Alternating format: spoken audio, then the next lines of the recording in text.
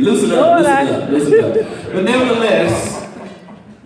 nevertheless, this is our nonprofit organization, and we are trying, not trying, you have to watch the words you say, we are transforming the Memphis culture, and so we need your help and your support. Like I said, you rich people in the room, Thousand is spelled Thou, S-A-N, make it to Relationship Unleashed, and see Sean at the door. But nevertheless, eat you some food, get you something to drink, get a magazine, TUB magazine. But up next, we'll bring up this woman who's, she's like a fanny little hanger. She's a firecracker, and she works my nerves, but that's my girl.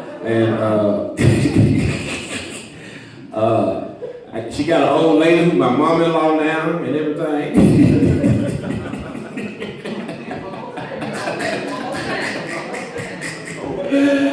You know, it's good to laugh. Frowning, too many muscles in your face, make you look ugly when you frown. Nevertheless, I'm gonna bring up this bad woman who's gonna blow you away with her presentation. Make some noise for the G to the Q, my mama, Gwen Clemons.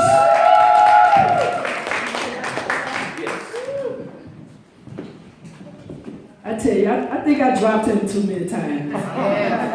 What y'all think? Oh, I didn't whoop him enough. Which one is it? Oh. One more time. You might be right. You might be right. How y'all doing? Good. So I'm back again. So my part is really simple tonight. So we're going to talk about purpose. And it's so scary. When you work with somebody, it's almost like a relationship. Not even talking, and y'all end up saying the same thing and using the same context. We did that in the magazine this month, this issue out. We had the same biblical quote in our article. I didn't know he was using it, and he didn't know I was using it. So I was like, I'm gonna do my presentation tonight. But that's okay, because what I want to do is back up some of the things that David shared with you with biblical text. You know, most of us like Missouri, the show me state. See, you got to show me, then I believe it, as opposed to what God said, believe it, then I show you. I'm going to say it again. Most of us operate like Missouri, the show me state. Show me, then I believe it. But God said, no, you believe it, then I show you. So Damien went through a lot. He gave us a lot of information about purpose and how you find the purpose. And one thing that I want to back up, I give you an illustration. Everybody remember Moses, right? One of the premier figures in our Bible in the Old Testament. Well, remember when Moses went to the mount, and he met God in the burning bush. And God asked Moses, what do you have in your hand? And Moses had a staff, right? And God said, throw it down. And Moses threw it down. What happened to the staff? It turned into a snake. God said, pick it up. Now, what if it's a king cobra? What if it's a rattler? What if it's a water moccasin? How many of you, if God walked in here right now and said, throw it down, and it turned into a snake, how many of you would pick it up? How many of you would pick that snake up? God's standing right here. And God said, pick it up. Okay. But guess what? He picked it up. He picked the staff up. He picked the snake up. And then when he picked it up, it turned back into the staff, right? Well, what was so significant about that staff? What does a shepherd's staff represent? Stay with me. It's how he leads the sheep. And it was significant in that staff because that staff had three things that we all in this room have that we need to learn how to use with our purpose. And I'm going to tell you what they are. It was his identity. It was his symbol. Because back then, Income was related to your cattle and your sheep that you own, and his flock, and it was a symbol of influence. So for you sitting in here, you trying to figure out what your purpose is, my question to you is this: what's in your hand? What do you do every day? What's your identity? What's your level of influence with what you do? What do you do with people in the position that you're in? Because everything that Moses did, it was done with that staff. Everything that he did when he split the Red Sea, when he went into Pharaoh's house and he threw that staff down and it turned into a snake, when he turned that water and he turned it into blood, what do you do with what's in your hand? What do you do with it? That's part of your purpose. That's part of your purpose. Think about it. It's something that you have to understand that you do not own anyway. None of the information that you're going to hear today belongs to any presenter up here. Everything that we share with you, we got it from somebody. And the person that we got it from somebody. And the person that they got it from somebody. It does not belong to anybody.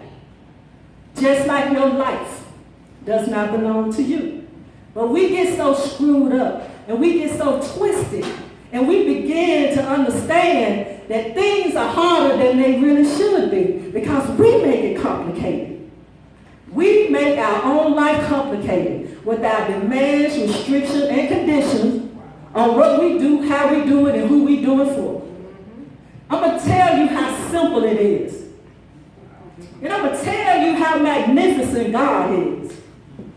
Yesterday, I had to do prayer and scripture reading. My pastor, he usually send it out in time to give us time to work on what you're going to work on. And I always look for inspiration, not just flip the Bible through. And I got up to go to church, and my wife was on the couch. She did bedside Baptist. So I was walking through, and I said, "You going to church?" "No." But she was watching Joel Osteen. Joel Osteen on the TV. I walked past the TV, ironing. I was ironing because I was trying to talk to her. And Joel Osteen was talking. And he was talking about King Solomon. And I was like ironing slow because he was telling the story of King Solomon. And in case you don't know, let me share it with you. God came to King Solomon in a dream.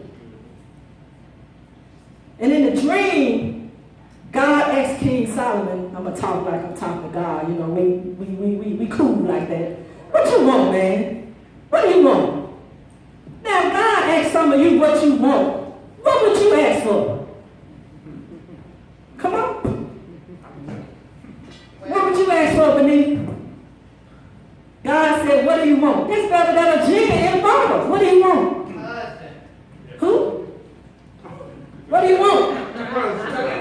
She said husband. Patience. What do you want, Rebecca? You gonna tell God I don't know? What do you want? What do you want, Rachel? God said, "What do you want? What can I do for you?" Oh gosh. To know some of the secrets of why certain things exist, why certain things happen. Okay. Why is the illness the way that it is? Okay. So, when Solomon was asked that question, he asked for wisdom. But if you read Solomon's prayer, Solomon said, "Increase my territory. Make my name be known all across the land. Give me wealth. Give me fame. Make me famous. Like I want to make it rain." And you will think that that's a vain prayer. But in actuality, Solomon said, "I need these things so I can help my people. So I can help my people. Teach me how to be wise. Give discernment. So that when I see people, because I'm going to encounter a lot of people now, God, I need that. So God said, you know what? Well, since you weren't real selfish and you didn't ask for wealth, you didn't ask for all these things for yourself, I'm going to go and give it to you. In that simpleness, you can take a lot from that to understand that when we go to prayer and we give these selfish prayers to God, I love him. I love her. God, fix it for me. God, do it now. God, give me that house. God, give me that car. God, make me rich. Why? What are you going to do with it? Are you going to be a steward of affluence or a steward of influence? What you going to do with it? You got to be real careful when you step out in this world, because remember that there's more things operating in this universe just beside God. Yesterday, I want to be transparent because I think when you're transparent, people can relate and understand, because there's somebody in this room just like me. My wife was talking, which is all the time. And she said to me, well, when you left, I had church all by myself. And I praised all over this living room, and I cried, and I cried, and I cried. I said, okay. I said, what you crying about? She said, if I tell you, you're going to laugh. Because I laugh all the time. And I said, no, I'm not. But really, I'm like, okay. So she started talking. And the things she shared with me, she said, and tell me probably, I got to make it. Can y'all hear me okay? Yes. She said, I got to make it. And I said, why do you feel like that? And she shared with me, and this is talking about her business. And she said, because I just feel like that if I don't, I'm going to be a failure. And I got to make it. And it's just no way around it. So I said, well, Sean, you put too much pressure on yourself. Because you comparing what it is that you're trying to do with the standards that have been set by the world. And we don't want to measure ourselves by what the world says, because it'll drive you crazy. I said, okay, let me explain it to you like this. I said, 3 years ago, we stood in front of our pastor and got married. And when we did our wedding vows, we held each other's hand. And you looked me dead in my eyes and you told me, you take me to be your wife. And you're going to love me through sickness and in health. You're going to love me for better and worse. You're going to love me for rich and poor. And in them vows, why can't you say that to yourself? Why can't you marry yourself to the degree that you want to marry me? Love yourself enough that if I'm rich, I love me. If I'm poor, I love me. If I'm sick, I love me. If I'm healthy, I love me. If things get better, I love me. If things get worse, I love me. That way, I can't have all that pressure that I didn't do or I let myself down. Because if you're going to love me to that degree, baby, you got to love you to that degree. And if you love you to that degree, then you begin to understand that you got to be better stewards over yourself to take care of you. Yes. And in forming the relationships and the things that we try to do for our intimacy, by default, you get a pass. But once you start becoming enlightened, you don't get a pass anymore. And what I mean by that is this. We have to understand that we are not here to be fillers in other people's lives. Wow. We're not. We are here to fill a gap in the universe. with our gift and our purpose. That's what God indwelled us to do. The relationship is just an added bonus.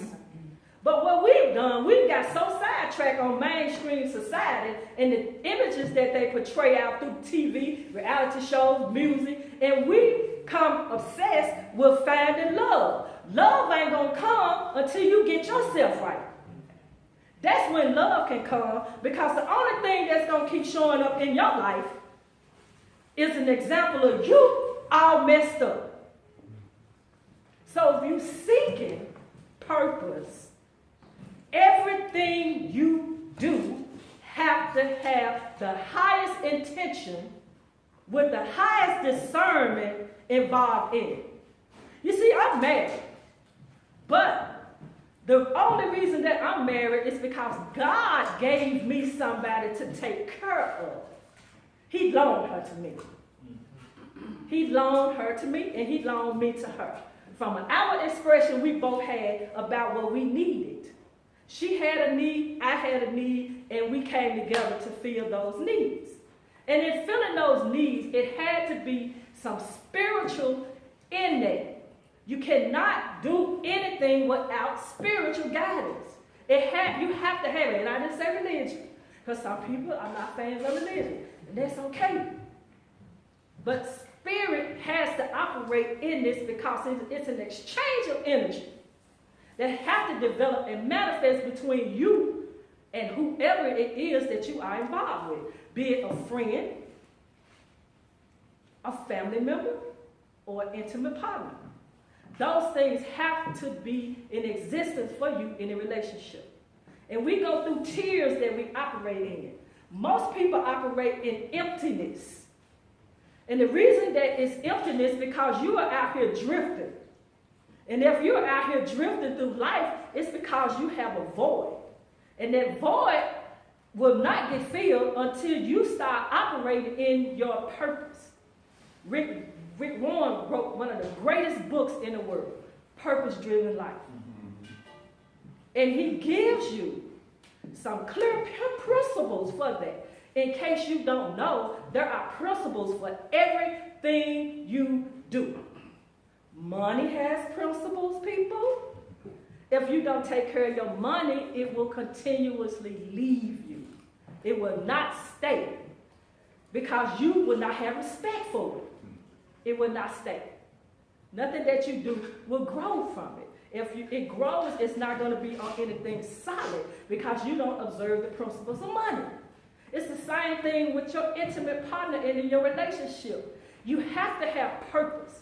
You can't just go around where you can, dating and sleeping with people without purpose.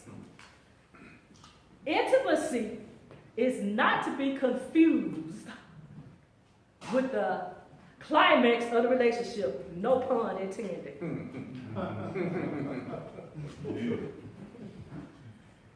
Intimacy is just an added ingredient for that.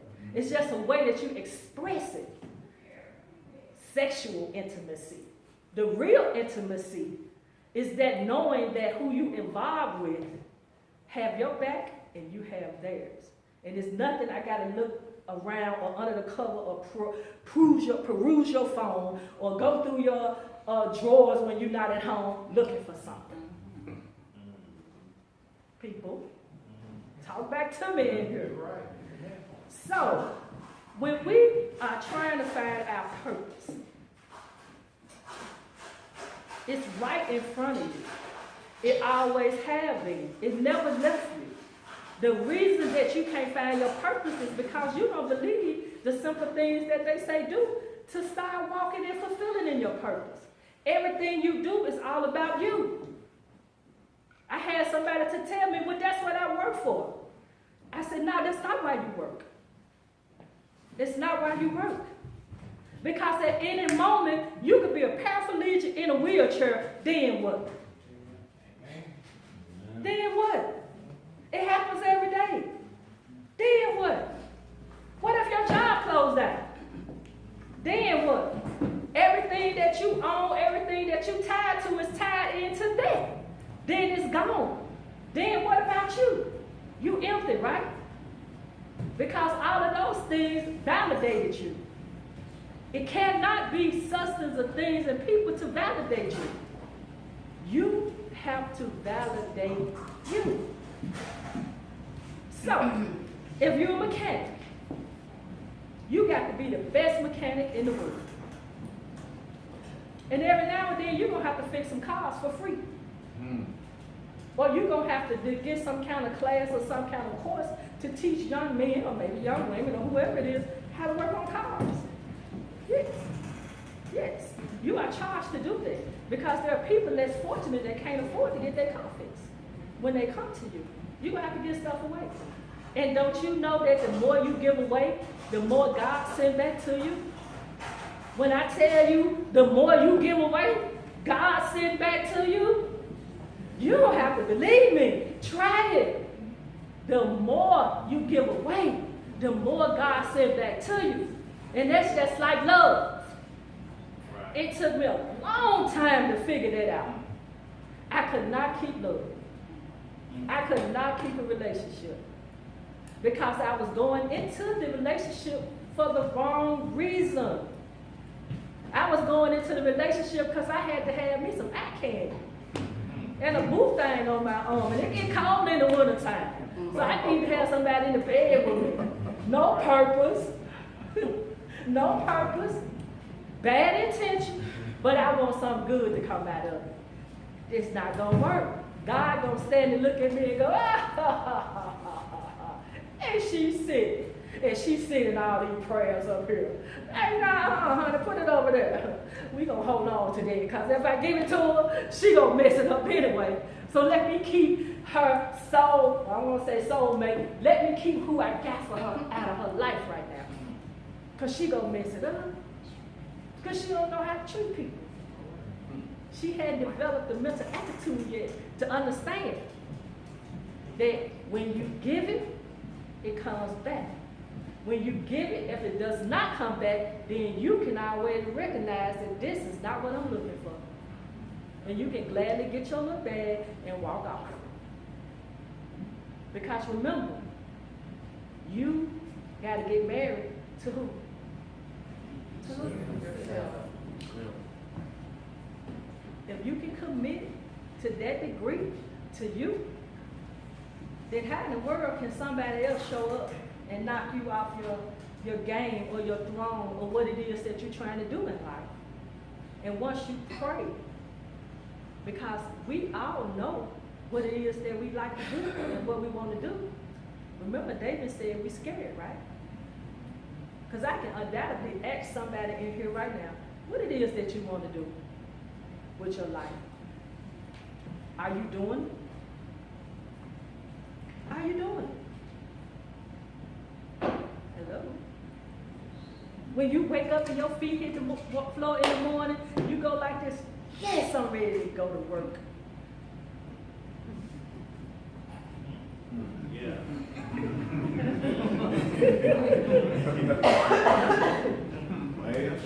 Huh?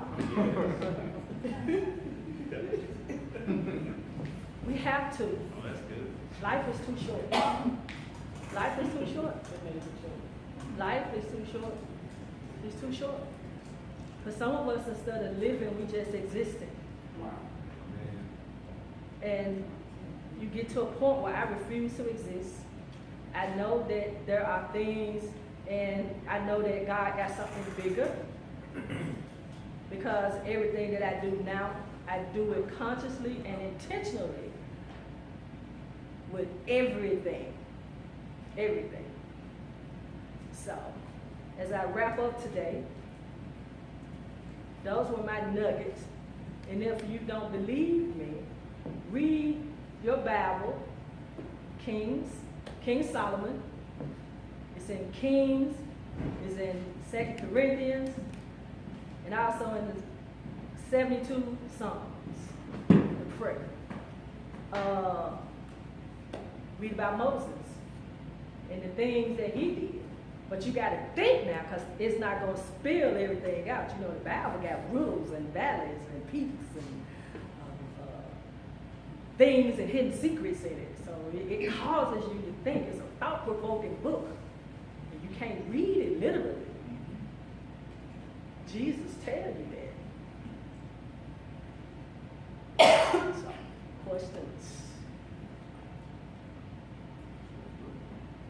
questions.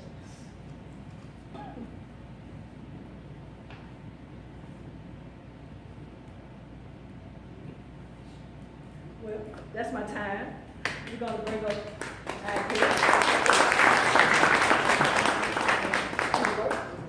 Check. So give it up for Gwen one more time. Fall in love with yourself. What's your neighbor say? Neighbor. Fall in love with myself. All over again.